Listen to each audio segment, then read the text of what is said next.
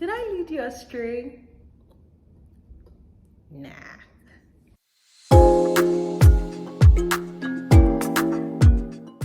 Hello, good people. I hope you're all doing well. If this is your first time, welcome. If it's not, welcome back to my channel. So anyone who has followed me in the past will know that I talk a lot about intuitive eating. Now, intuitive eating is a framework that sort of talks about guiding yourself through your health and wellness journey and trusting your instincts, having absolutely no foods off limits, and just generally having like a healthier relationship with food and your health and wellness and your body and all that.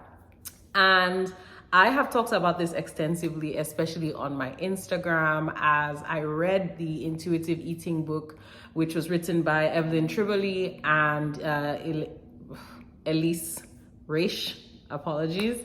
And the book really changed my life. Like when I read it, I just had so many mental explosions, and it was like, oh, this is what I've been waiting for to like liberate myself.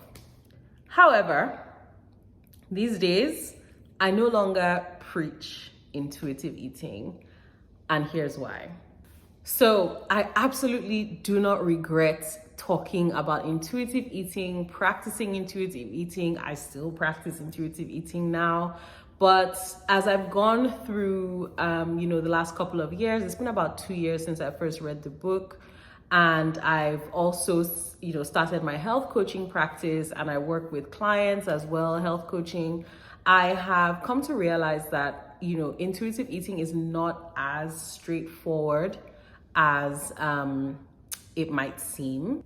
And it's also just not that simple for most people. Now, in defense of the authors, like it is a 10-step process. It's not something that you're just supposed to wake up and go into. Just to provide a bit more clarity, it does kind of preach that you can eat anything you want, whenever you want, and sort of allow your body to guide you through that process. But I think intuitive eating is very, very easily misunderstood and misused. And that's a large part of why I no longer sort of actively preach it. So there are 4 main reasons why I no longer actively preach intuitive eating, and I will share those with you guys now. So the very idea at the core of intuitive eating is that we have lost touch with our intuition, especially when that comes to like hunger and fullness. And in the book, it talks a lot about how this is due to diet culture, which is this culture that we live in that says, thinness is equal to health. And it kind of requires you to either be in like rigorous exercises, restricting your food intake, restricting or completely eliminating certain food groups. And so that's diet culture. And intuitive eating kind of talks about throwing all of that out of the window and essentially following your intuition. But the fact that we have lost our intuition because we don't trust ourselves when it comes to like how and what to eat is actually, ironically, the main reason why I don't preach intuitive eating, especially to new clients. Now, one of the things I love most about the intuitive eating framework is this idea of starting to really become in touch with your hunger and your fullness and balancing between these two things in like a very healthy way. And in order for you to sort of do that, the book recommends that you just go through life eating whatever you want, whenever you want, and paying attention to how you feel in terms of like, am I enjoying this? Does it make me full, or does it make me hungry? Does it make me energized, or does it make me fatigued? Just going through life, eating as you want and kind of figuring that out.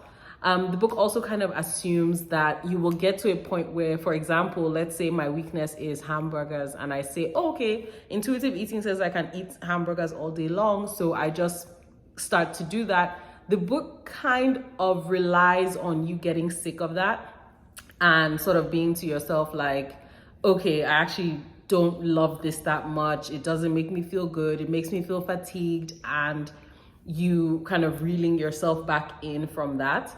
But what I found is that it doesn't always work. So it doesn't work for everyone. There are some people who will keep going and going and going, and they really can't keep going. I found this with myself when it comes to sweets. So interestingly enough, when it comes to chocolate, which used to be like my major weakness, I have really, really scaled back on that. I really got to a point where I was just like, I like this, but it's not that serious. But listen, Haribo's, it doesn't work for me. Like, I can and will eat Haribo's every single day, even though they don't make me feel good. And that's because like they taste good. So even though like after I've eaten half the bag, my tummy is in pain and I don't feel good, that is not enough of a deterrent, because Haribo has found a way to like get that, what is called a bliss point, where it's like perfectly sweet to where it's tapping the dopamine in my brain and just making me so happy just from the sweet taste. And so I really can keep going and going and going. And that's when I realized like, okay, there are certain things that I have become so intuitive about, especially when it comes to food, like my hunger and my fullness. Like I pay so much attention to that. Most days I eat twice a day. Sometimes I eat 3 times a day if I'm feeling hungry. And that's one of the things that was most liberating for me when reading the book. But yeah, so the very first thing is this idea that, you know, if you keep going and keep going, like you will get to a point where you're sick of, you know, the thing that's not particularly nutrient dense that you're eating. And I just don't think that works for everyone. I mean, I do have clients who have tried it and they just kind of keep going. And I'm not able to say to them, oh, that's fine, keep going. Maybe in 6 months, you'll be tired of like eating Haribos. You know, I just don't think that that's, you know, ideal. So that's one reason why I no longer outrightly preach intuitive eating, at least in terms of like just keeping going and eating whatever you want. I'm sure if any of the authors was listening to me right now, they'll be shaking their head and saying, that's not the point, that's not what we meant. But I'm saying this because I am starting to find that the average person interprets it like that. And this is a great way to seg into my second point, which is there is actually training for teaching intuitive eating. So there's actually a training program designed by the authors if you want to be a facilitator or if you want to actually train clients in intuitive eating. And that's not something that I've done. I'm actually not even sufficiently qualified, like, because I'm not a nutritionist, I'm a health coach, which is a completely different thing. So because I'm not sort of like a nutritionist and I haven't sort of been on that track, like studying like actual, like having a nutrition degree, I'm not even qualified to sort of like become a teacher of intuitive eating. And so just to be sort of socially responsible, I've decided just not to actively teach that framework because it's just not in my field of expertise. So maybe some of the things that I mentioned in my previous point, if I were to go through the intuitive eating training, maybe they would talk about how to manage stuff like that, but it's not sort of sufficiently addressed in the book. And so, part of why I won't be teaching it is because I'm not qualified to, quite simple. But I think there's so much value from the intuitive eating framework that I have been able to kind of design a program for my clients that still gets them to a good place when it comes to like their health and wellness, their overall well-being and happiness, to where I don't feel that I need to have that certification to help my clients pursue health and wellness. I hope that makes sense. So the second thing is just me not being qualified to teach it. Now, the third thing for me is where, when it comes to BioIndividuality, which I have talked about in a previous video, which I will link up here. When it comes to BioIndividuality, so that is your unique biological disposition when it comes to, or your unique biological preferences when it comes to your health and wellness. And this is all the way from nutrition to also like your fitness preferences and like your lifestyle preferences as well. So when it comes to bioindividuality, you do have individuals that struggle with chronic disease. So you have individuals that struggle with like diabetes or pre-diabetes, hypertension, some cardiovascular issues. And it's not possible to just tell those people like within a blanket statement to just go through life and eat and see how you feel about these different things. Again, a lot of this might be because I'm not certified as an intuitive eating coach, because I do know that there are nutritionists that are intuitive eating coaches and they do deal with clients that have chronic disease, but I am not qualified to do that. So that's another reason why I don't sort of preach this framework anymore, because I think if you have chronic diseases or you have unique bio-individual needs, like if you have Crohn's disease or if you have like gluten intolerance, celiac disease, all these kind of things are like way outside the scope of what I'm qualified to talk about. Most of the health and wellness content that I share and the way that I work with my clients, I generally work with clients who have a baseline of health. And what I mean by that is just that, maybe they're a bit of a couch potato, maybe they, have struggles with overeating or undereating, any of those kind of things. But when it comes to chronic disease that, typically would require medication, but maybe you would rather control it with your diet, I'm sort of not qualified to recommend intuitive eating to someone like that. At the end of the day, food is medicine, and sometimes you do need a prescription.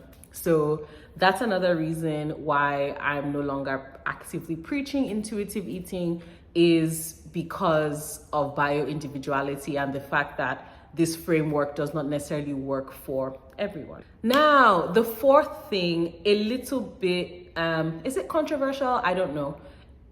Maybe to some people, but there is a culture online when it comes to intuitive eating that is not in line with sort of like my personal outlook on life. I find that a lot of like nutritionists, health coaches, like wellness practitioners that do espouse intuitive eating, while they're completely well-meaning, because one of the most important things to me about intuitive eating is just how there's like an acceptance of diverse body sizes and the understanding that you can be in a larger body, you can be in a smaller body, and you can be equally healthy or unhealthy. So a lot of intuitive eating practitioners online are very well-meaning, but they then tend to like completely cancel any other sort of like eating or dietary framework. And I don't mean diet as in like fad diets like, Atkins and keto and all these things that are extremely restrictive. I just mean in terms of like your dietary preferences or like different dietary frameworks that are actually healthy but are different from intuitive eating. They tend to be very militant about it being sort of like all or nothing. So it's like, if you're not preaching intuitive eating, if, like I said in the third point, you are taking like a bio-individual perspective and like offering something different than just outright intuitive eating, they can get a little bit nasty about it, man. And I'm just not about it. It's like, and sometimes they'll even name particular sort of, and here's the thing, like there's certain people who espouse these different dietary practices that I personally as well, I'm a bit like, you don't have to like focus so much on weight loss. That's a lot of that is just aesthetic. It's not really about health outcomes. Like if you have someone who's eating McDonald's every day and they then reside in a larger body, the main issue is not that they reside in a larger body. The main issue is that they have a diet that is not nutrient dense and not nutrient diverse. So a lot of that for me is just language, and it's a thing of like, you could say this better. You could say this without kind of like ostracizing or demonizing people that live in larger bodies. You can say it in a way that still gives them the agency to live freely in the world. But at the same time, I'm not going to throw away everything anyone has ever written. Like I'll read books about, well, not the keto diet, because I actually think that is like kind of like a hazard that's been unleashed onto the world. But I will read about like, low, like blood sugar regulation, and I'll read about, just a lot of different other kind of dietary frameworks, because when my clients like come to me and say like, oh, I want to try this, I want to try that, I want to know what they're talking about. I want to be able to say to them like, oh, take this from this diet, you can leave this part that makes you feel like crap, all these kind of things. I want to be able to sort of be open when I'm, working with clients, and be able to let them explore. Because for me, the whole thing about intuitive eating that was so freeing for me is this idea that you have control. Like, you have control over your body, over what you put into it, over how you move. You don't have to do like an intense circuit in the gym 6 times a week in order to be healthy. If what you can manage is a 30-minute brisk walk every 4 times a week, that is okay. Like, you can reach health with that and have the agency to choose that for yourself. So if a client comes to me and says like, oh, I saw this diet, I want to try it, I'm not going to say, unless it's something that I think is particularly unhealthy for your mental health and also physically, I'm not going to throw it away because it's not intuitive eating. So I felt a little bit like there's like a hint of like a cultish thing going on on social media, especially when it comes to intuitive eating. And I don't like that. I don't sort of want to like cancel anybody, especially because even like there's a lot of diet culture that is just poisonous. But there are some people in that space who might not espouse intuitive eating principles, but they mean well. Like, they actually mean well for more people to be healthy. And I feel like dialoguing with these people and like even trying to understand their perspective, I don't think there's anything wrong with that.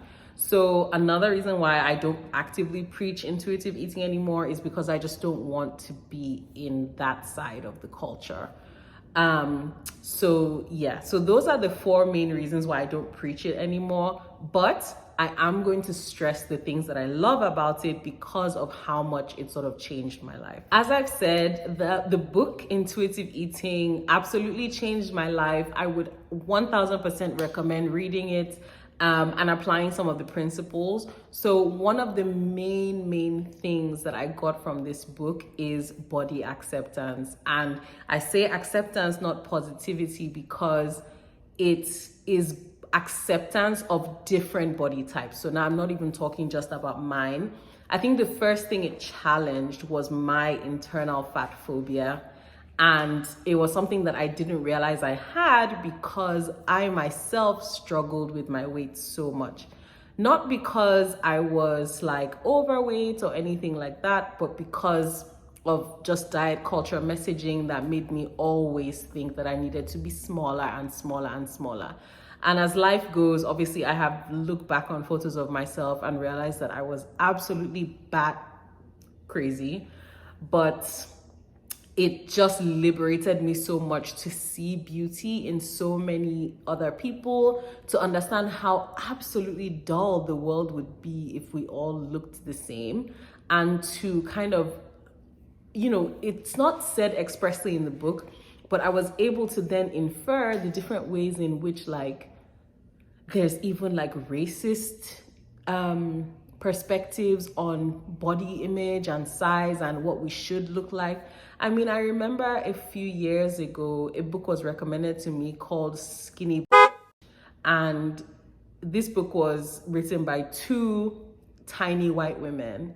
And me, a curvy black woman, I'm reading this book thinking, okay, I'm going to reach my health goals, which were really just aesthetic body goals, reading this book. Now, yes, there are basic principles in the book for nutrition and stuff that apply to everyone, but even if I follow that diet to a T, I'm never going to look like those women because it is not my genetic disposition.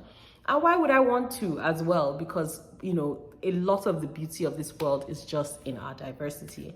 So honestly, what the book did for my body acceptance, I can never thank those 2 women enough. And it was the first time that I understood that I can be a full-figured, curvy, like bodied woman and be healthy and active and happy. So yeah, that's the first thing and the most important thing I took from the book. That means like I just will never regret ever kind of talking about it and talking about intuitive eating in general. Now, the second thing, which arguably is the most important thing in the book, is about intuitive hunger and fullness. So really starting to get back in touch with my body and say, oh, I don't like how I feel when I eat this, except Haribo's. I will always keep going. This doesn't digest well in my tummy. When I eat this, I really feel tired. And also just paying attention to, am I hungry or am I bored or thirsty or restless? Just being able to become more and more in tune with my body, even when I'm eating. And I think one of the most important things as well is this idea of like having a scarcity mindset around food.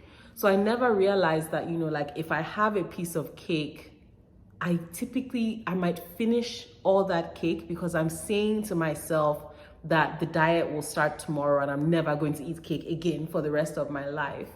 Whereas now that I know that if I want cake, I can have cake, I will only eat cake when it's like spectacular. And I'm not going to eat like a whole slab of it either. I'm able to just like enjoy a nice slice and know that I can have another nice slice tomorrow if I want to. It's a very freeing framework. But like I said, I feel like there's certain things around which you can then develop that level of control. And there's some other things where it's just harder. And it's not because like you lack self-discipline or whatever, but it's because there is actually a food industry that is designed to find this bliss point that makes you literally addicted like to their product. So the second thing is intuitive hunger and fullness and just generally listening to your body. Love it, love it, love it. I feel so much more in control of my choices. And that doesn't mean that I'm a skinny. It means that I am who I am, but I'm healthy and I'm happy. The next thing that I love from the intuitive eating framework is rejecting diet culture. You really don't know how much you think is about health and wellness, but it's just about people selling you stuff. So diet culture is largely, selling you this fitness plan, selling you this fitness gear, selling you like protein bars and slimming teas and, a lot of non-foods that are supposed to be healthier for you and all these kind of things, just products. It's just selling, it's just marketing. And kind of just rejecting that entirely and being like, no, I'm going to make my own choices for what is good for my body based on a knowledge of basic nutrition. So a lot of what I try to teach here on my channel and what I also work on with my clients is understanding the basics of nutrition, which is, carbs, proteins, fats, vegetables, fruits, and fiber, and all the ways in which you balance that out, but making your own food choices within those categories along the way. Very, very freeing stuff. And when it comes to your fitness or movement, as it's called in the book, you also make your own choices. So if you are not a burpee person, then don't do burpees. If you prefer to dance, then dance. The point is to move your body, get your heart rate up, build your strength. So I really, really love that aspect of the framework as well, because it's very empowering, gives you control, and yeah, it just makes life so much more enjoyable. The next thing is just about addition over restriction. And I think this is such a phenomenal thing that has completely changed the way I eat. When we think about becoming healthy or starting a health and wellness journey, a lot of times we're like, okay, I'm cutting out this and I'm cutting out that. But the idea that what you should focus on is actually what you can add into your diet to add more nutrients and more sort of like healthy options. I use that term a bit loosely, but anyway, more nutrient dense options into your diet. The more you add the good stuff in, the more you tend to crowd out the bad stuff. Now, again, what I'm about to say will not be sort of in the intuitive eating framework, which is that I do believe that there are certain things that you need to eliminate sort of from your household. I'm not saying that they become things that you look at as bad foods, but you just understand that like they don't need to be a part of your daily diet because you're trying to reach certain like levels of health. But this idea that the more you add in vegetables and fruits and fiber and, you know, just like whole grains and legumes and, you know, animal protein, if you eat that, but animal protein from like sustainable and ethical sources, all those kind of things, as you add those things into your diet, you typically tend to crowd out things that are like less nutrient dense and just not great for your body. So that addition over restriction mentality, another thing I love and highly recommend. And the last thing I'll say is just like having no weight obsession. Like I don't check my weight at any given time. I typically don't know what I weigh unless I go to the hospital. And even then at the hospital, I don't think this will work in Nigeria, but at least in the US or in other places, you can tell them you don't want to be weighed, or you can get on the scales backwards if they insist on taking that information. You can get on the scale backwards so you don't need to see what the weight is. Tell them that you're not interested in knowing the number. And I say this because weight loss is often made synonymous with becoming healthier, and that's just fundamentally not true. There are absolutely people that live in larger bodies that will experience more health in longevity than people that live in smaller bodies, because you can have a healthy diet and your set point or your body's preferred weight range will not be on the lower end of the spectrum. Everybody is not supposed to be thin or slim. So having no more weight obsession has been a phenomenal part of my life. I focus so much more on a bunch of other metrics, like my cardiovascular health, and, you know, like if I'm playing with my niece, am I able to keep up with her, or am I gassing out after 5 minutes because I haven't been kind of keeping my heart rate up? I don't even use things like, oh, do my clothes fit my waistline? No, if something doesn't fit, I buy a bigger size. If I lose weight, I buy a smaller size. But my body typically will stay within a particular range. Everyone typically has this set points that your body prefers. And a lot of this is down to like genetics, environment, and just like your unique body composition. So,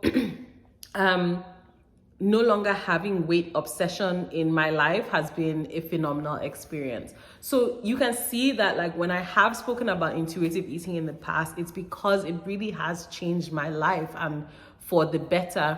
But I do feel that with like BioIndividuality and without the right professional guidance, it may not be a framework that everyone should just pick up and run with.